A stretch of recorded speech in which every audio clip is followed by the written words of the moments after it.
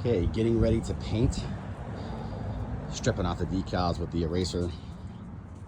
I'll show you guys a little update. Let's see here. This is the front driver's side welded L bracket there. Moved the propane tank from the other side to right here because of the fuel tank in the other side had some issues. So I did some little angle brackets here and one on that side, and then connected it to the frame.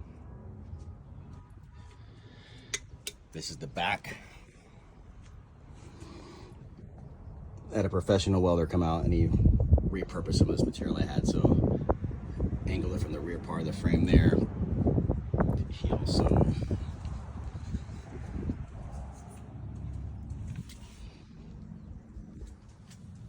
put a crossbar here, notched it for this wood support. Don't know what I'm gonna do here. Probably put a metal gas tank for the generator, because now that this vehicle is diesel powered, the generator needs its own fuel source. Got these 4 drop down stairs that I'm going to put there. A little bit of fabbing to do to make those fit, but it should be a good fit. And then Kira is well on her way to painting. Like a grayish green, dark green maybe.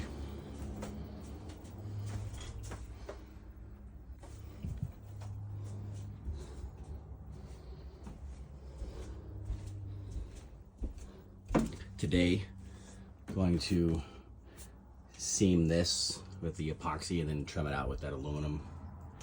And then probably do a rubber strip here, pretty thick horse stall mat. We'll do 1 layer of that and then button it up. So maybe some type of flexible along the lines there, flexible bracketing, so it can shift a little bit. And then still gotta do the sheet metal. Make a template there,